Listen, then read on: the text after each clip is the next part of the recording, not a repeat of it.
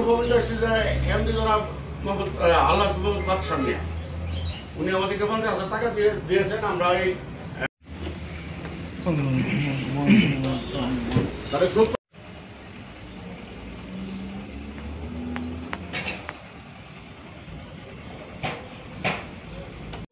মিথ্যা হলে উল্লিখিত সদস্য ক্লাবের পক্ষ থেকে যে কোনো পরিস্থিতিতে আবেদন করার সিদ্ধান্ত গৃহীত হয়।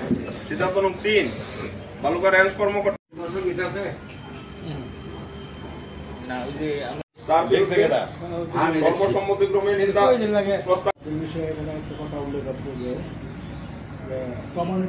ওনার সাথে আমাদের যা যা ভালো স্মৃতি ভালো দিকগুলো আছে এগুলো তো আমরা আলোচনা করবো।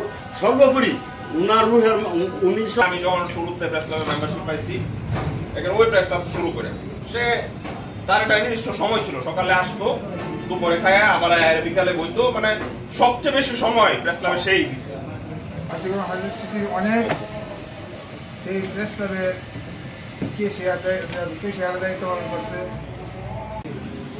সবারই কম বেশি ইনার সেন্স থাকলেও তাকে পাইতাম। সে বিকালবেলা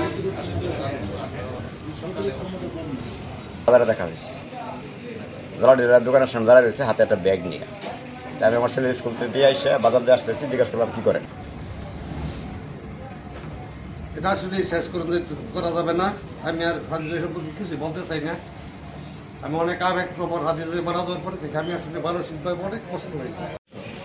সর্বশেষ পর্যায়ে আমরা এসে হয়েছি।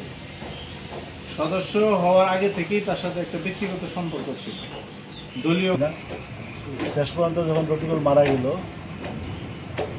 সে নিজেই, আমার মনে হচ্ছে সে নিজেই বোধহয় ফোন দিছিল দুঃসংবাদ জানানোর জন্য। তখন থেকে মানে ছেলের মারামারি, এগুলা থানা, পুলিশ, জমা জমি, দরবার, এমন কিছু নাই যে আমার সহযোগিতা ছিল না।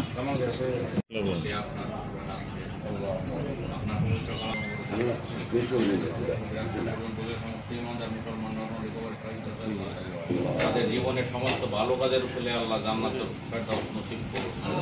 আল্লাহ আমাদের সকলকে